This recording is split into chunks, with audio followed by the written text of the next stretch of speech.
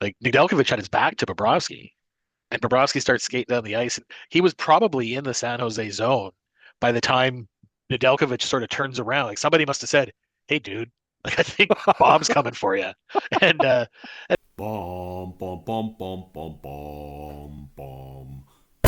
I'm Bom, gonna bom, bom, fight 'em bom, bom, off.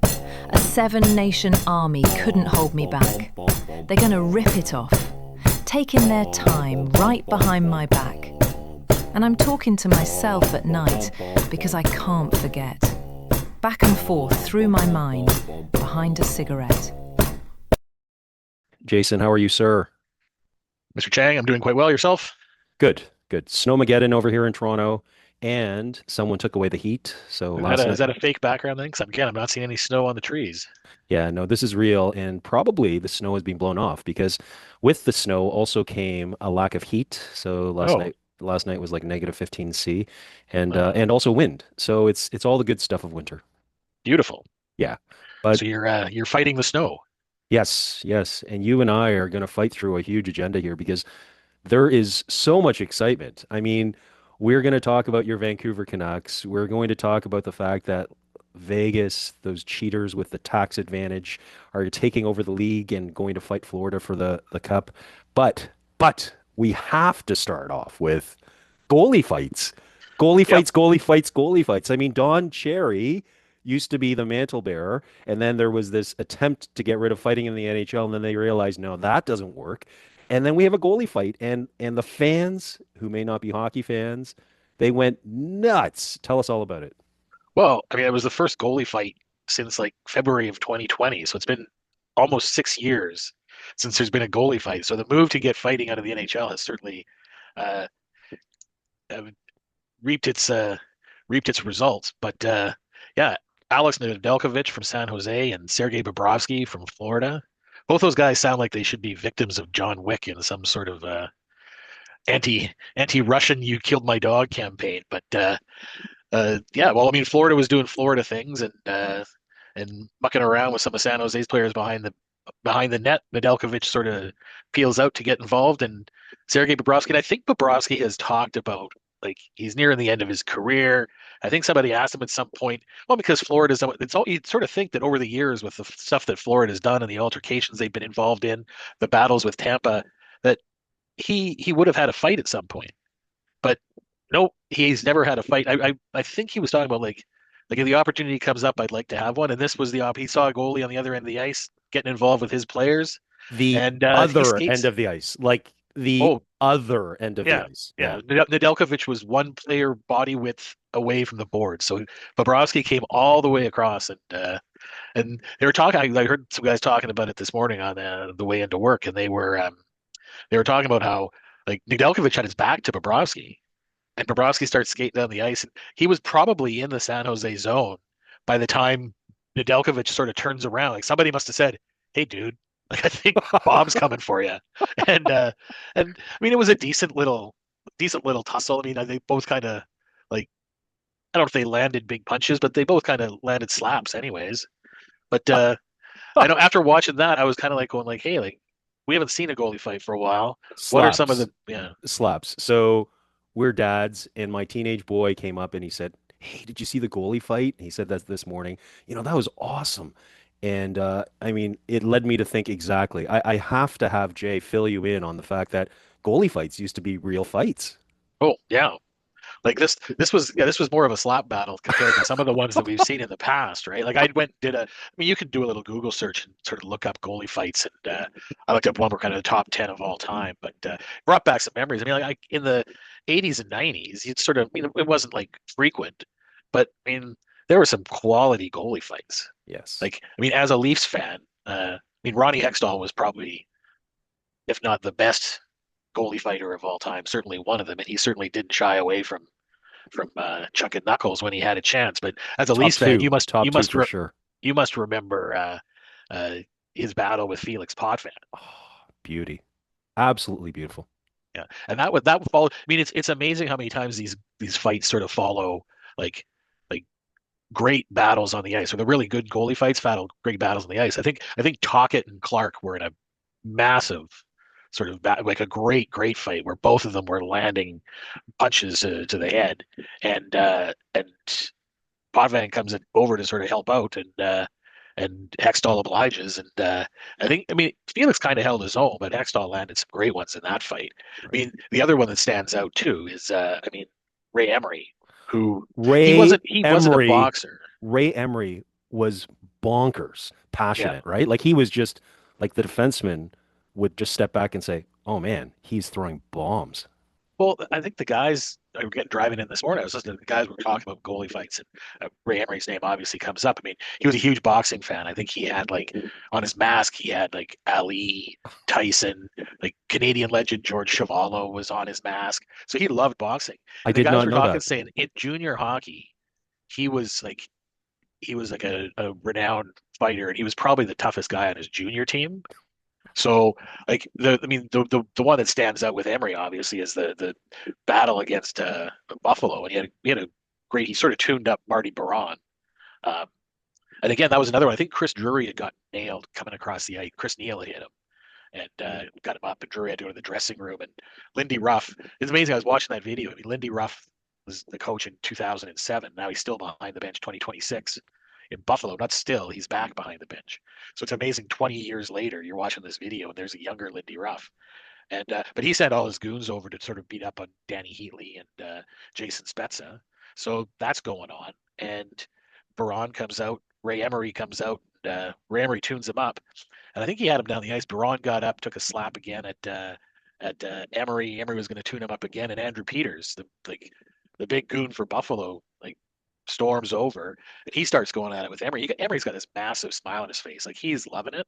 But like you were saying, like listen to the crowd reaction, and again, like they were talking about it today driving in. Like you watch the players, like whenever there's a goalie fight, the player reaction is unbelievable. And there's usually there's stick taps for fights, but I mean, I think they're more fervent when the goalies do a battle because I mean, one, it's so rare that it happens, but when there's a really good one, I mean, the two best ones for my in my lifetime, I think, were Before we yeah, can leave Ray Emery. So Ray Emery tilting with forwards, I had completely forgotten about Peters. He also fought at least another forward in the NHL, Josh Gratton. And the problem with fighting and boxing is that doesn't the power derive from your legs? I mean, don't you get the power from your punch with balance and also pushing forward? And when you're a goalie and you're wearing 80 pounds of equipment soaking wet and your legs are completely constrained because you've got these massive goalie pads, it is phenomenal that he went tilting with the forward. It just doesn't make any sense. when you think about it, I mean, the goalie pads are much lighter. Goalie equipment is much lighter now than it was back then. That's And right. there's probably a big difference between 2007 and the 90s. Oh, complete. And even between Complete. even when Waugh and we talk about the Waugh against the Detroit goalies, like that was the like 97 and 98. Like in Hextall's era, Potvin era, like or the earlier eras, I mean, those pads were like they were basically wearing a couple of small cows on your leg, weren't they? Exactly. Yeah. But Yeah. I mean, the best two fights, like for me, in terms of goalie fights, I mean, you got the background of that Colorado Detroit rivalry, and with Patrick Waugh against Mike Vernon, and then the following year, Patrick Waugh against Chris Osgood. And it's tough to me. I was watching them both. I'm kind of going, hey, which one do I like more? Which one is the better fight? And but they're both different. I mean, what I liked about the Osgood and Waugh fight was like it was like a sequel to the previous year, and the two of them just kind of squared off. Like Patrick Waugh came out, and the rest were kind of trying to keep them apart because I think this was almost it wasn't the anniversary of the previous one, but I mean Waugh comes out, Osgood comes out, they clearly want to go. The ref finally kind of gets out of the way and lets them go. So they really just it was just the two of them. They squared up.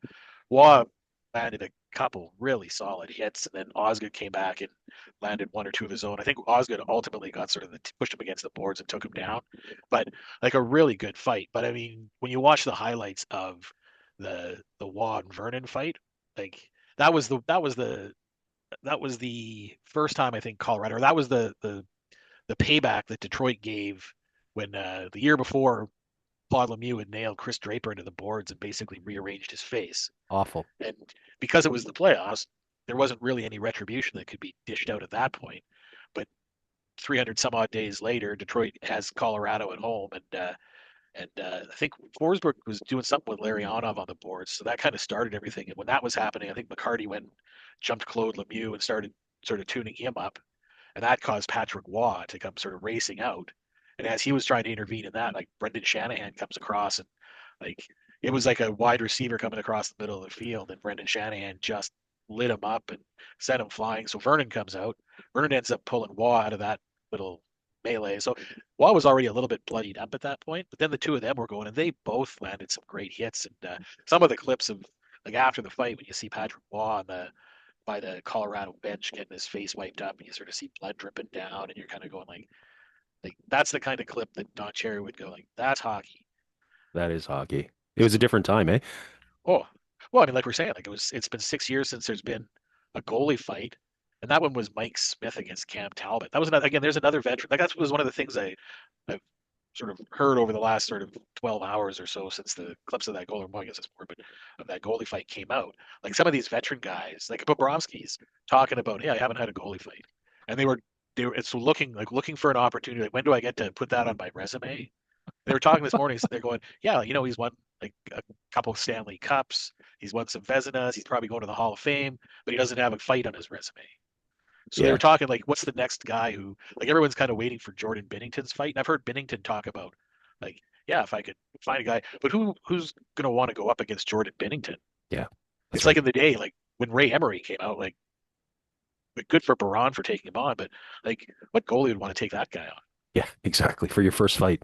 Yeah, like, I don't know how many other go. I mean, Binnington might be the kind of like he's kind of spindly though. It's not like he's yappy, Right. and he might be a sort of a flyweight. But I mean, I don't know what other goalie's going to want to come across and go, yeah, I'm gonna try and get in a fight with Jordan Binnington. Yeah, exactly. Well, the height matters. Yeah, it was just awesome, and I think you picked those amazing fights. So if you say Hextall's number one, I will agree with you. But Ray Emery, I mean, holy cow, the guy has to be sort of top two of all time goalie fighters because he was serious.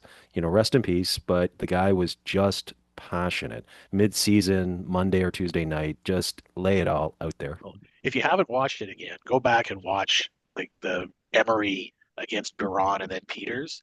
And when Peters comes over and kind of grabs Emery, just look at his face and like he's got a big smile on his face. Like he is just loving it. He's loving the opportunity. And Peters was one of the bigger sort of goons at the time. Like That's intimidating, isn't it? he kind of served one function on Buffalo's roster. And I mean, and Emery was loving the challenge. That's awesome. Yeah. That's awesome. Well, thank you for that. And now we get to talk about your Vancouver Canucks. So Well, I'm impressed. Jim Rutherford and Patrick, they, made good on their word. I did not think, as we were talking over the weeks and weeks of it, that they were going to pull the trigger on Quinn Hughes. They did so. They did great by that. And then now the spark plug of a human player, Keifer Sherwood, he is no longer wearing the whatever the heck the colors are for the Vancouver Canucks. yesterday was the black skate jersey. So yesterday was black, red, and yellow. I see. If we would have been talking the day before, it would have been blue, green, and white. So There you go. Yeah. he's no longer wearing the Orca skate or gaudy V of the Vancouver Canucks. Yeah. What happened with Keifer Sherwood? Well, he got moved to San Jose, and there had been some rumbling. San Jose had sort of come on the scene. Keifer Sherwood's been talked about for a while, and it was always going to be a when, not if. Like he was going to get moved. UFA, his contract's expiring. He's 30, going to be 31 next year. He's not fitting in with a rebuild. So, I mean, because he got off to such a hot start, I think the expectations and all the media here were kind of saying, oh, maybe he's going to go for a first and a prospect. So, of course, fans start looking around and going, hey, who's got a nice, juicy prospect that they'll give us for Kiefer Sherwood, the unrestricted free agent? So I think there's some unrealistic expectations here as to what they were going to get. What did they Like, get? they ended up getting 2 seconds. They got a second, San Jose second. So San Jose owns both their second and Colorado second next year. So everyone was kind of like losing their mind going, it better not be Colorado seconds. Well, no, it wasn't Colorado seconds. It's San Jose's. It's probably going to be somewhere middle of the second round, but they've got the 26th pick and the 27th pick. Okay. So they got 2 seconds, which is, I mean, in any draft, like if you got Colorado's first, which is the first that they were maybe talking about getting from San Jose, if they got Colorado's first, that was going to be like 32nd. 32nd, or if Colorado doesn't win the cup, it would be 30th. let's say it's the 30th pick in the draft. Well, do you want to have the 30th? Like right now, I think the picks that they got, I think the pick they got sort of slots in to be the 44th pick in the draft. So when you're getting to that point of the draft, a lot of these draft boards are tiered out. You're going to sit there and say, hey, depending who you like, the players between 20 and 40 are all kind of equivalent. So probably not a huge difference between the 30th and the 44th, other than you get to pick the guy you want earlier. Right. The other thing, though, is that this is, I mean, accumulating draft picks.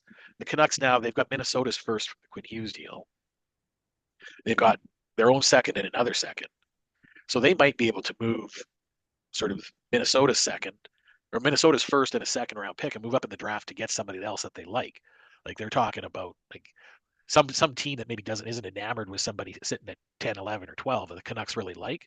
They might be prepared to take two bullets back and take two flyers themselves, and the Canucks can move up, maybe get a higher impact prospect.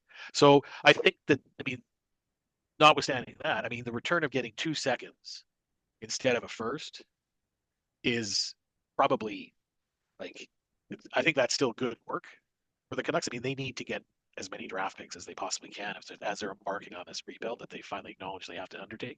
Right. And I don't think it was realistic that any team was going to be giving up a high-end prospect for 2 months of Keifer Sherwood. I mean, San Jose's got the cap space. They could probably sign him and keep him around long term, and he might fit their ready to take the next step kind of mode of where they're at in their own rebuild. Right. So they've got the cap space. They don't need necessarily to add a bunch of like second round darts because they're loaded up with a bunch of second round darts. They've got 3 or 4 other prospects that are coming along that are going to help build that team. That's going to move their retooling, rebuild, team progression up just naturally. They don't need to restock their booth there. So, but so I think Vancouver did pretty well there. I think San Jose did really well too. That's the kind of player they probably need if they're going to make a push to make the playoffs this year. Yeah. Yeah, definitely. So, Well, San Jose's on the rise, and but there was another massive trade finally. So our good friends in Calgary, their favorite team, the Calgary Flames, they finally moved off of Rasmus Andersson, who, I've been hearing about for the past year or so. And so yeah. what happened there? Well, unsurprisingly, the team that Rasmus Andersson had identified as a place he might like to sign after his contract expired, the Vegas Golden Knights, managed to come up. And again, good for them. I mean, if you're a fan of, you want if you're a fan of any hockey team, you want your ownership group to be bold and make moves when they're on the cusp of maybe being able to make a Stanley Cup push. And Vegas identified Andersson. They went out and got Andersson. And I mean, they paid like what I think is a reasonably fair price. They're not getting him at a discount. It's not like Andersson did a holding the Flames hostage kind of move. Like the best package that was probably out there was what they got. Because all the other teams that were rumored to be involved, like Boston and Dallas and Detroit, like they weren't going to be giving up value for Andersson if they didn't get an extension. Like I think Boston was the only team that was actually granted permission to talk with Andersson about an extension. And when Andersson kind of said, "Hey, I'm not going to sign an extension till my contract's up," like they kind of dropped their price, or they dropped out and said, "Hey, like we're not going to give you like Fraser Minton in a first, or Matthew Poitras, Mason Lohrei in a first for a guy that we don't know if we're going to have him beyond this year." So Vegas stepped up. They gave up Zach Whitecloud, he's won a Stanley Cup with them. He was a sort of 5-6 defenseman for them on their Stanley Cup winning team. He's a solid defensive guy. He's going to insulate the Flames as some of their younger defensive prospects like Zane Parekh come up. He'll be able to be a mentor, or he's just going to be a minute eater for them. Play some solid defensive hockey, which is what they're going to have to do for the next 2 or 3 years as they kind of continue their rebuild. And then they got a first and a second. They already have, because they got Noah Hannafin last year, Calgary already has Vegas's first round pick in 2026. Now they've got Vegas's first round pick in 2027 as part of the Andersson deal. And they've got a second in 2028 that becomes a first if Vegas wins the Cup this year. So they could theoretically have Vegas's first round pick for the next 3 years if Vegas wins the Cup. Now, if Vegas wins the Cup, someone's pointed out that first round pick in 2026 is 32nd.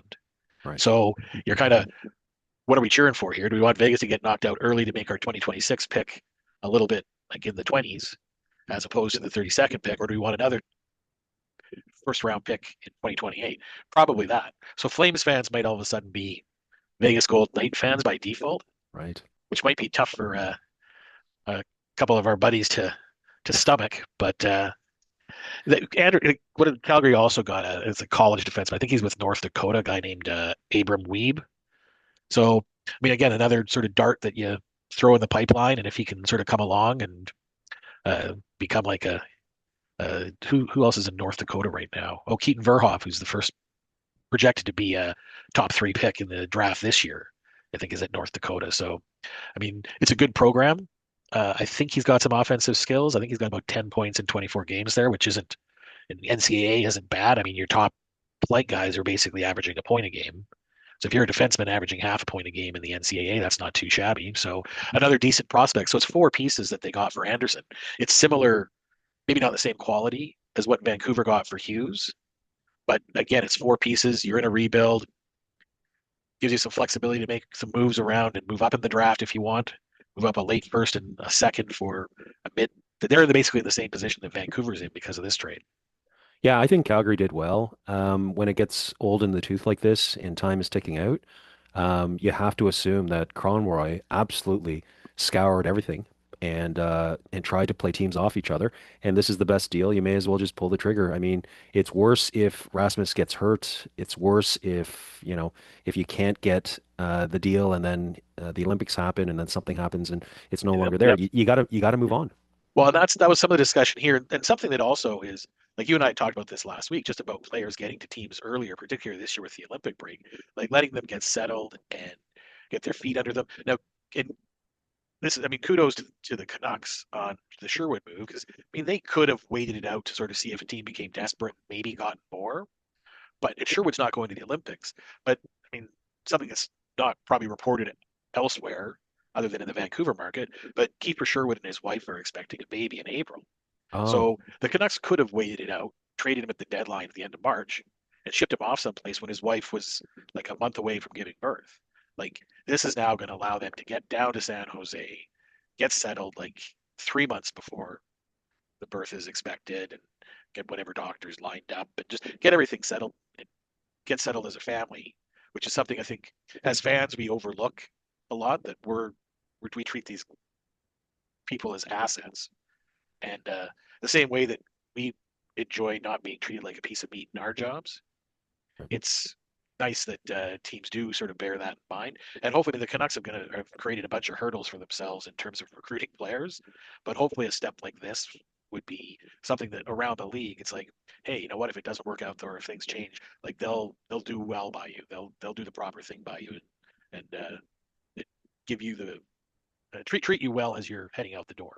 yeah, no, that's awesome. I didn't know that. Yeah, you're right. I think that it just makes sense. And treating players well, that cannot hurt, right? I mean, it may not put you over the edge and get you a free agent who otherwise wants to go somewhere else, but it really can't hurt. Yeah, Yeah, not every team has got pictures of free agents wearing pajamas that want to come and sign with them, so right.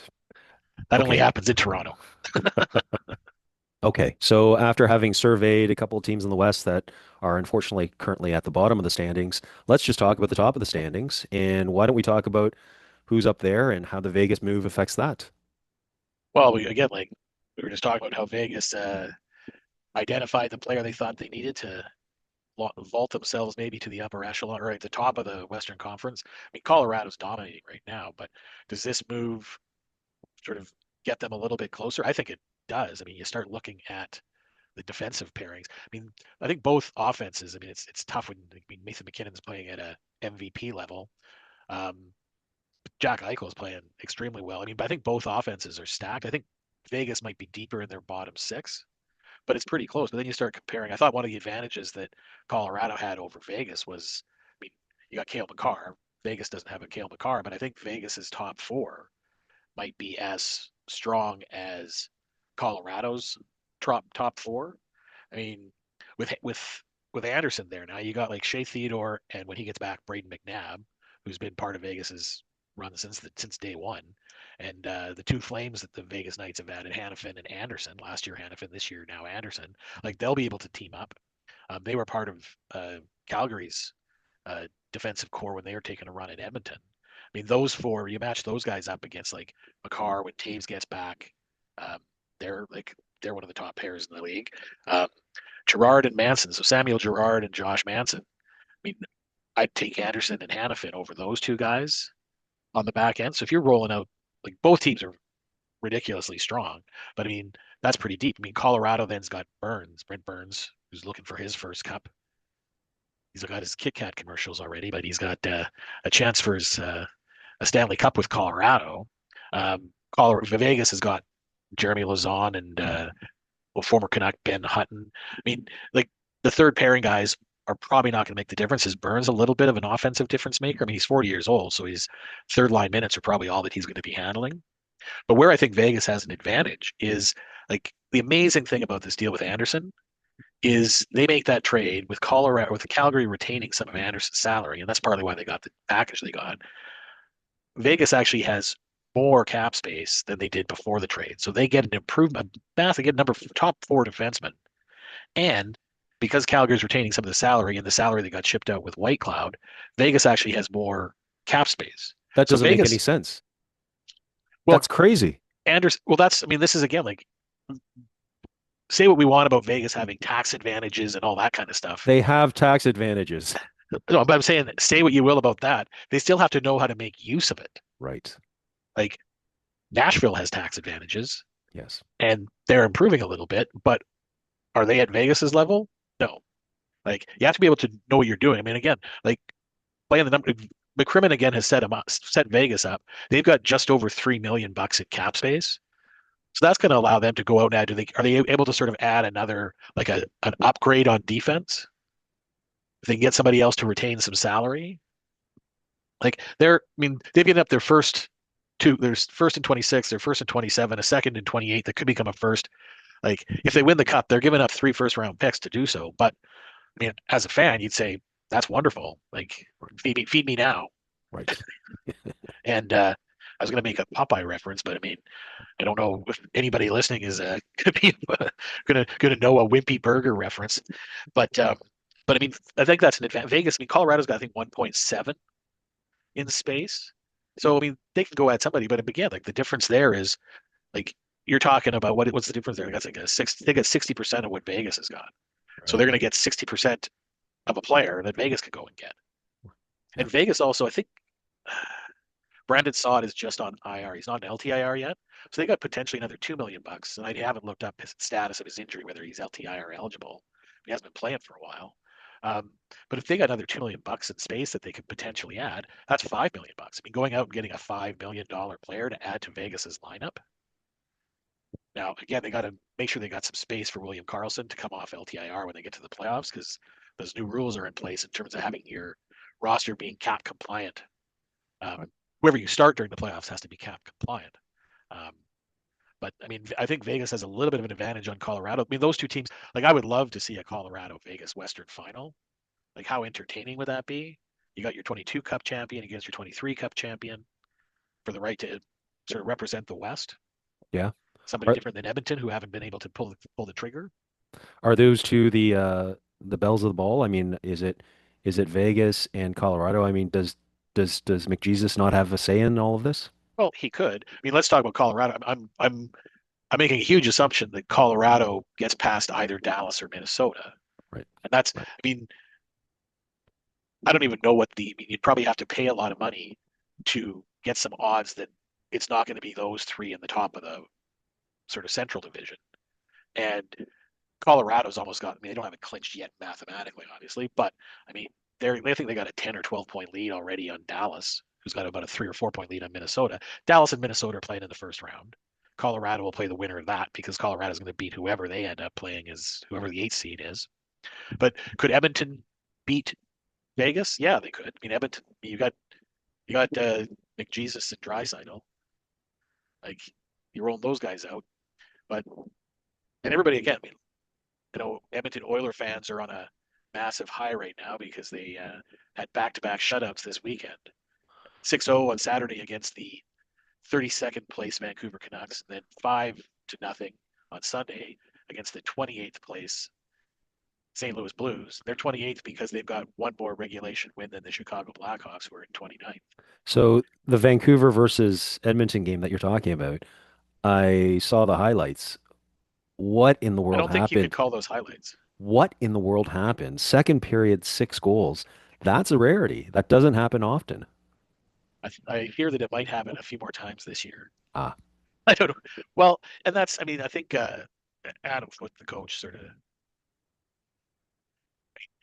because after yesterday's game, he was kind of talking about how the veterans on this team, I mean, the veteran body language. yeah. So, I mean, that's like, it's kind of, there's, I mean, Adam Foote was kind of saying, like, hey, this is like frustration, like slamming the bench, slamming sticks, like when you get to the bench, like just, it's not conveying the kind of message that they want to convey to the younger players of, hey, you got to kind of like, yeah, we're maybe not the best team in the league right now, but you got to push through. This professional hockey. And he's like saying it's the veterans that are kind of passing that on. So like perhaps they're going to have to do that. Perhaps they're going to have to gut a couple more players, keep around the guys that are like, hey, I'm prepared to be part of this rebuild and sort of carry on from, and then give more young guys the opportunity. Like they were talking the other night, or they were talking on the again on the way in. Like Evander Kane played a pretty good game last night, but those are few and far between. Like somebody sort of said, hey, Sherwood got moved out. Maybe he's realized that he's got to bring a little bit more physicality, or if he brings a bit more physicality, there might be more suitors for him in the trade market, and then he can go play on a team where he'd be playing meaningful games. Where, I mean, a 34-year-old veteran isn't playing meaningful games. He's not going to learn more skills at the NHL level at this point of his career.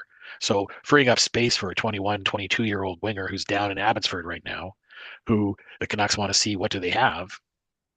Like they need to move Kane out to free up that 14, 15 minutes of ice time, and the Canucks can then sort of take a chance. And those are the nights when if you got 8, 10 guys who are basically rookies, first, second year players, you might have more 6 goal periods. Yeah, yeah. Well, and how about Elias? Does he get moved out? Is it worth it for Vancouver to take a wash on the There's trade just to get there have rid of his salary? there have been enough comments from guys like Friedman and Frank Saravalli and just in the local market here that talks about Elias Peterson are sort of picking up some steam, and there's teams that might be interested in him. That if you've got national guys kind of picking up on that, I think there's something to that. And it may be if they're looking at again, the talk among some of the local media here is like now might be the only time you have a chance to move Pedersen because he's got a no movement clause, so he's going to have to waive to wherever he goes, and he's he might not be the kind of guy who's got the mindset to be part of a big rebuild, and he's making 11.6 million bucks to be Vancouver's number one center, and he's not really playing up to a number one center. But they've looked at his defensive metrics, and I mean, he's actually playing fairly well this year. And if he was being paid like a number two center, if he was making 6 million bucks a year, I think people would probably be okay with that. Now, is it there a team out there that might say, "Hey, we think we can get him back to a number one. We could use him as a number two right now, and if we hit and he becomes a number one center again, and do they have cap space to sort of like take on his full salary? I mean, he's got 6 more years on his contract. I don't think Vancouver can retain 25% of his salary. They're not going to retain 2.5 million bucks a year for the next 6 years. Like, could they do that? But that's going to sort of slow down their rebuild like dramatically because that's going to eat a bunch of dead cap space. But a couple teams, and I think we talked about it before, like Carolina's a team that has the cap space. They can probably send Jesperi Kotkaniemi, who's a center who they overpaid for from Montreal a couple years ago. He's got, I think, 2 or 3 years left on his $6 million deal. He could be he's probably a number three center in Carolina. He could be a number two center in Vancouver. And instead of picking another prospect, they've got some sort of really nice young pieces down with the Charlotte Checkers, I think. Or, I mean, the Canucks aren't going to pry a guy like Jason Blake out, but maybe somebody like Brady Nadeau, who hasn't been able to crack the Carolina lineup yet. Like, there's a piece, like if it was a first round pick, Kotkaniemi and Brady Nadeau, and the Canucks don't retain, like that's a pretty decent grab for the it's an improvement for sure for the Carolina Hurricanes for now. And they're in win mode now. I mean, they've been to the conference final, 3 years in a row, I think 2 years in a row. It might be I think maybe the Rangers were in there, but they've been to the conference finals at least a couple times in the last 3 years. They've just run into Florida and Tampa. Right. So, I mean, is Pettersson the kind of guy that would make them a little bit deeper and give them a chance to win the cup? Is that something you give up some prospects for? The team. So, I mean, I could see him going there, and if the Canucks want to get him out of the Western Conference, that's probably the best landing spot for him. The talk here, and again, I don't know if it's picking up nationally, but the talk here, a place that he could end up going is Los Angeles. Yeah. Because they got Kopitar retiring. So his salaries, his $9 million will be coming off the books. So slotting Pettersson in next year and for the next 6 years at 11.6 with the salary cap going up, they can certainly fit that guy in. And he kind of profiles like a Kopitar in terms of his defensive abilities. And if he's producing at a 70-75% pace, he's basically filling Kopitar's role on that team going forward. There are 32 teams. Are there even 15 guys in the league that can earn $11 million? 18 guys, 20 guys, and if there's whatever that list number is, 15 to 20 guys, Elias is not on that list. He's not on that list. He's a $7 million guy. Yeah, but he's got an $11 million contract. No, I know, but So, the thing is that if you're going to go and spend anything over seven, then that list explodes to literally 100 guys, and then all of a sudden Elias is not at the top of that list for like even $7 million, right? Like like there are other guys that you would want to spend $8 or $9 million on before you get to his name. but are those guys, do they have the potential? So any team acquiring him is taking a gamble, a little bit of a gamble that he's going to be able to get back to that 90 to 100 point player Big gamble, if he gets out of Vancouver. big gamble. Well, I don't know if it's a big gamble. I He mean, was he's playing with Hughes. He was playing with, a good group of guys. I mean, it's probably in between the ears, but it's a big gamble. well, he was at that kind of pace prior to he signing this big contract and prior to suffering whatever sort of mental abuse was inflicted upon him by JT Miller.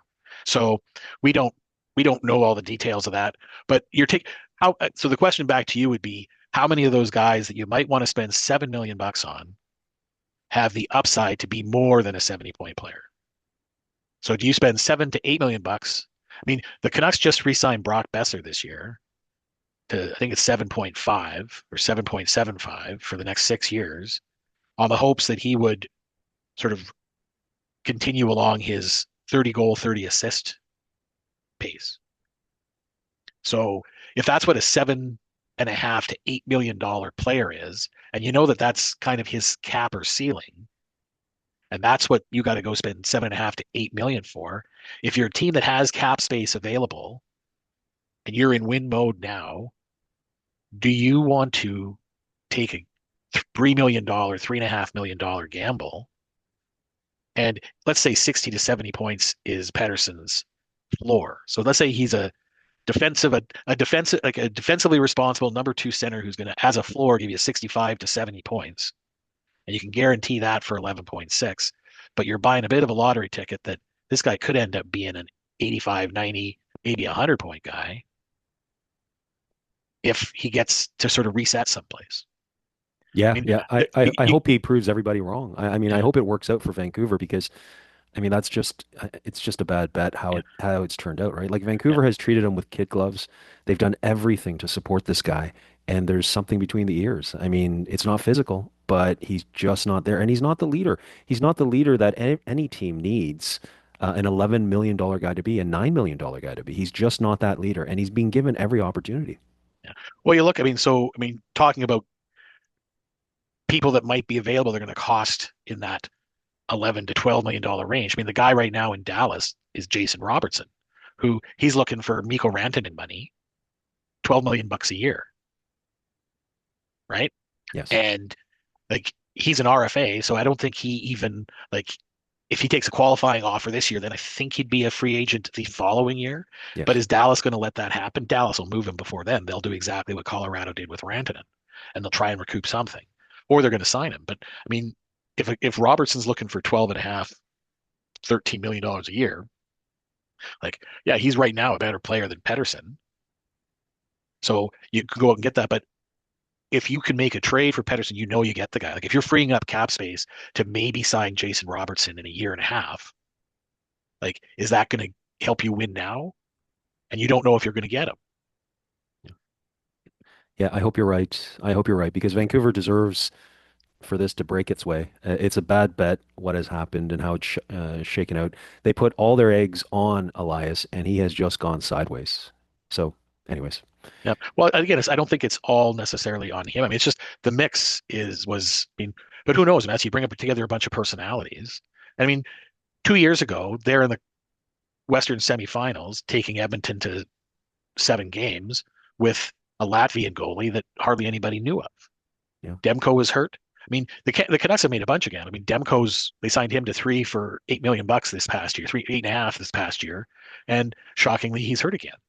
right. So it's like, I mean, thank goodness the Canucks signed Lankinen. They at least got a, a quality sort of number 2 who can be a number 1. He's going to be at the Olympics on the Finnish team. So, I mean, he's one of the better goalies in the world. And I mean, I think when the Canucks signed him, when he struggled at the start of the year, of course, everyone's like, oh, like Rutherford and Alvin are idiots. And it's like, I haven't heard anybody say, hey, thank God Rutherford and Alvin went out and got us some Demko insurance. Right. So, I mean, now that they're going to be 32nd in the league, it probably doesn't matter who your goalie is. But Yeah. and again, if you're wanting guys to at least feel like they've got a fighting chance, I mean, Kevin Lankinen at least gives the Canucks a chance to win, right? Let's talk about a happier and more exciting Vancouver team at the moment. And so let's switch over to the PWHL, the Vancouver team. I know that you are an avid fan of the PWHL because they produce good hockey.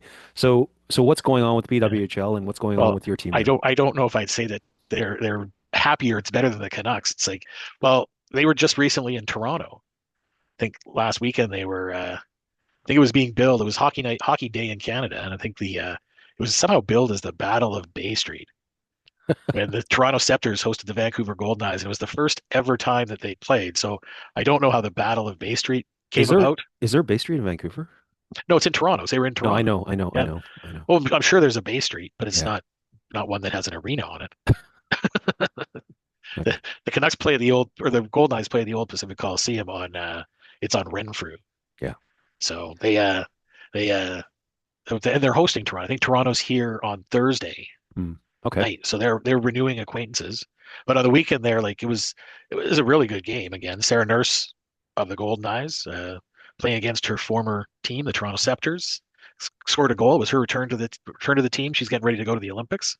So it was 1-1 heading into overtime, and the Scepters managed to score on a rather scrambly play, reminiscent of many 3-on-3 overtimes.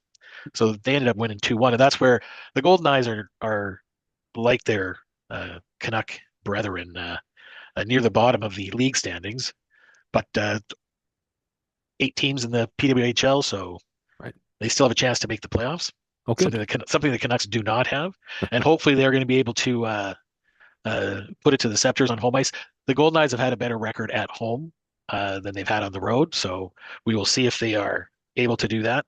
One of the interesting conversations I heard about the PWHL this year or this week was um, just talking about how sort of that's not sporadic, but the schedule for the two Western teams like Seattle and Vancouver, like there's 5 teams out east, Minnesota's in the middle, so the Golden Knights will head back east and maybe spend 2 weeks out there. Then they'll come back and have a stretch of home games when the Eastern teams will come out and do their little swing and they'll play, like they might play Minnesota, Seattle, Vancouver in some sort of order, then head back. So it's going to be interesting because I know the league wants to expand, I think, to 12, and I think they'd initially set a target date of like 2031 for that, but it sounds like they're accelerating that. So it's going to be interesting to see geographically what they decide to do to maybe alleviate some of the travel. So it might be easier for like the Golden Knights and for the Torrent to be hosting a team from Calgary or Denver or Edmonton. Maybe you put a team in Winnipeg that matches up well with the Minnesota Frost. And so then teams could, instead of doing a big Eastern swing or big Western swing, could just fly to Minnesota and do a Minnesota Winnipeg trip and then get back east, or Vancouver could do a 2-game road trip there and come back. The same way that teams, I mean, the NHL does this too. I mean, lots of Eastern teams come out and do a Western swing and they'll play Calgary, Edmonton, Vancouver, and Seattle on a 4-day road trip. So it helps with their travel costs, but travel just bodies recovering as well. But it's going to be interesting to see. I mean, I think there's a lot of momentum um, to get sort of new expansion teams in the PWHL sooner than later. I mean, they keep doing these sort of like what do you call it, takeover tours where they go to the different cities to sort of see what the fan response is. I mean, I heard that Halifax and Quebec City have had sellouts, the same sort of thing. Like Vancouver built a lot of momentum for their expansion team by selling out whenever the PWHL came here and held a game.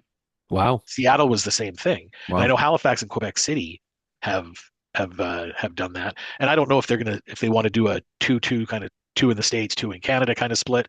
I don't know what the exact, because right now is it 5-3? Is it Boston, New York, Minnesota, Seattle? It's 4-4 right now. So I'm assuming they're going to end up sort of being a 6-6. So the two Canadian expansion teams, two American expansion teams. Like, does Denver apparently has done really well on these takeover tours. That's a nice location again to match up with either Minnesota, or let's say Denver and Calgary came in together, and Washington and or Chicago maybe. Like Chicago's another spot that apparently has done well, and there's some interest there. Big market. Like if they're trying to sort of expand the TV market, Chicago would make sense. I don't know how Quebec. I don't know if two teams in the province of Quebec would sell. I mean, it sells in terms of ticket revenue, and if that's going to be what the main driver for the league is going to be, then maybe Quebec City makes sense. There isn't an NHL team there, but Right. that same could be said for Halifax too, right? So it'd just be interesting to sort of see. And just that it was an interesting conversation around the travel and how do they ease it up maybe for Seattle and Vancouver going forward. It's all very exciting, and these women are the trailblazers, right? There have been professional leagues, but after they've went through that nonsense of two competing leagues where each league was smaller and they diluted their talent, it looks like they've got a good thing going. So, I think everything is going to work out in the end, whether satisfactory or not, probably not. I think the Western teams, if the NHL is any indication, they're going to carry the load in terms of traveling, and I think that's where the market probably is going to take the PWHL. But good, good. This is exciting. There are so many young girls who are excellent hockey players, and the fact that NCAA funding opened up that pathway, some time ago, but now there's also a professional route. That's fantastic. It's good for everybody. Yep. Oh, for sure. Yeah. And again, I find it's an entertaining product. If you like hockey, it's a fantastic way to spend a couple hours and watch some good quality hockey. Okay, and so the story du jour remains the Olympics, and let's talk about men's hockey, Canada, the Olympic team, and any other Olympic teams that have caught your eye. But Canada, how are things shaping up? Any news on that front? Well, I think we mentioned last time. I mean, Braden Point had just sustained an injury, and it was kind of John Cooper was saying it was week to week. And from what I've been reading, it sounds like he's unlikely to be available for the Olympic team. So he was one of the first six that was named. But it sounds like he might probably not going to be available. So that opens the door for, like, do you take a Bedard to replace his offense? Do you take a Scheifele? Point plays center, but he was likely to sort of play wing, I think, on that team. Or he was going to center two spectacular wingers. So I think if Point isn't going, if I was in charge of the team, I'd be looking at Bedard or Scheifele because I think he kind of replaces what they're looking for. And there's a couple other guys who are they're hurt right now. Tom Wilson, I know your favorite, and Bo Horvat, who kind of played himself onto the team. Now I think their NHL coaches have said that like Wilson's missed 8 games, so it's been a good little stretch. Now, is he recovering to sort of is he delaying his return to the NHL to sort of be healthy for the Olympics? Don't know. Same thing for Horvat. I'm assuming these guys are competitors and they want to get back on the ice and they want to get back as soon as possible. They want to be in shape by the time they're going to the Olympics anyways. So they both had sort of an extended layoff here, but both NHL coaches are suggesting they should be back before the Olympics, which would sort of keep it open for them. Again, like the NHL or the Olympic or Hockey Canada Olympic sort of team can sit there and say, hey, you're out, you're injured. We're going to, like, if you're not back in shape, do they make a replacement prior to and they get the players over to Milan before? Like that would be, I mean, I think if either one of those guys can't make it, that's when Sam Bennett's name probably gets called because he certainly brings the same qualities as Tom Wilson in terms of physicality. He also brings, from a Bo Horvat perspective, sort of the face-off acumen, the defensive sort of being able to play sort of a fourth line center role while still chipping in offense. Again, like the offensive skills available to the Canadian team are ridiculous. So anybody who's taken off, they've got the depth to add somebody who can fill in like admirably. I mean, like we've talked about before. I mean, Canada could probably ice a second team with guys who aren't on team one and still potentially compete for a medal. Right. So Well, but that's and of course, but that's the raison d'être. That's the actual selling point for both Canada and the US against all the other teams, right? Like Sweden and the other teams, is that any little bobble, any little mistake you make against the third and fourth lines for Canada and the US, you've got a bona fide 80 point, 90-point scorer who's going to pick up the puck and immediately get himself into scoring, range, right? So the pressure is relentless. It's just when those two teams play off against each other, I think Canada is deeper on forward, and then maybe the U.S. holds the advantage on defense and goal. yeah, I mean, you look at, I mean, Mark Scheifele is again, he's like top 15 in the league in scoring again this year, and he's not on the team. Now, same thing. I mean, Jason Robertson's lighting it up for the Americans. He's not on the team. So, I mean, both those teams have got guys sitting in the wings that if somebody's hurt, here's defensively responsible, Scheifele more so than Robertson. Um, but guys that can score, that can play. I mean, Robertson is kind of limited to just playing the wing. Scheifele can play center. He can probably play wing. He's 32. He knows what his role would be on that team. I mean, that's the guy. I really hope that if there's an opening for the Team Canada, that Scheifele's the guy that gets named because Bennett, Bedard, they're young enough. They're still going to have another chance in 2026 or 2020. Sorry, 2030. Yes, So but I mean, screw 2030. Who cares about 2030? That's in 4 years. We need to win this little yeah, tournament. but Bedard again, is a game breaker. yeah. Now again, anybody. So you think about this. They've already named teams that have got three spares. So anybody who all of a sudden isn't going, they've got two teams, two players who have already been named who theoretically would be higher up the pecking order to get ice time. So anybody we're naming as a replacement is likely going to be fill in. 8, 9 Like, minutes on the fourth line. yeah, well, no, let's say 11. I think Cooper's going to roll them. Yeah, yeah, But that's so we're debating which superstar we're going to slot in to play fourth line minutes, right, right. which is fun. Yeah, That's why Canadians love hockey, and we can do this. We could probably do this for an hour. And there's probably 12 guys we can go, hey, why isn't this guy on the lineup? And I can see this guy fitting in better. yeah. Why isn't Chris Kunitz on the team?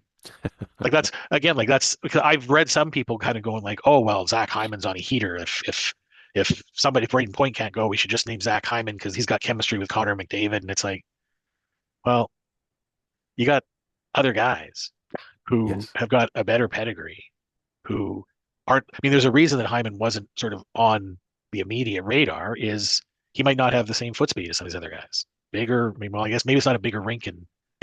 We can't use the bigger rink argument Right, in Milan, right? So right, right. on Smaller, defense, yeah, smaller rink with unfinished dressing rooms. Yeah. yeah. Well, I was gonna say on defense, I know Devon Taves is still out for Colorado, and he's been week to week for about. I think he was hurt the first week of January, and Colorado said they thought it might be 2 weeks. They were saying he was week to week. Now I know he's another person. I think his wife is expecting a baby, and he's already sort of said, "Hey, if something happens, I'm going to be like either coming home or I'm going to like I want he wants to be there for the birth of his child." I mean, some idiot Twitter guys are kind of going like, "You've already been to the birth of your first three children. Like, you've already done that. You haven't been to the Olympics." Like, which would be a touching story at his daughter's wedding, sort of 26 years from now. It's like, yeah, I skipped your birth because I was bullied into going to the Olympics. Like, it sounds to me, and he's a pretty big family guy from what I understand. He's from the Lower Mainland area here originally, and he would. It sounds like he's leaning towards wanting to be around for the birth of his child, which that might open up a defenseman spot, and that leads us to again we're talking about young guys. We're talking Scheifele versus Bedard, and I was leaning toward Scheifele. Matthew There's Schaefer. Matthew Schaefer is. I mean, I'd love to see him. I watched him last night against when the Islanders were playing against Vancouver, and like it seemed like he was on the ice. It seemed like every second shift, and when he was on the ice, his name was constant. Like he was constantly in control of the puck or touching the puck or making a pass. Like just a phenomenal talent to watch, but like so impactful at 18 years old. Like it'd be great to see him go, but Jacob Chikrin, Yes. who's this is his sort of third year now, putting up nice goal totals, sitting there in Washington, like either one of those guys would be able to fill in for Devon Taves. And again, this sort of goes to the depth. Like those two guys would be a nice number one pairing on Canada too. Yeah. Yeah. Like might not be like match up with like sort of a Makar and Theodore, but still a pretty decent pairing to throw out there. No doubt. Yeah. Well, it's exciting. When do the Olympics start again? I think they start February 5th. The men's hockey starts on the 11th. Oh man, so we're well inside of a month. 3 weeks. So it's 3 weeks. Oh Three, my. three, 3 weeks for men's Olympic hockey. It's 2.5 for not. Is it 2.5? 11 plus 5. 2 weeks and 2 days till the women start playing. Good stuff. That's awesome. Crazy. Excellent. Yeah. Well, thank you very much, Jason. That was excellent. No problem. We will catch up with you next week when we'll be 1 week closer to Olympic hockey. We might have some news on some of these players. Yeah, exactly. Okay, thanks a lot. buddy. Excellent. Thanks. Thank you for watching the Dads Who Talk podcast. Please remember to like and subscribe, and you can catch us on Instagram, TikTok, and Spotify. We look forward to seeing you next time. Goodbye. Bum, bum, bum, bum.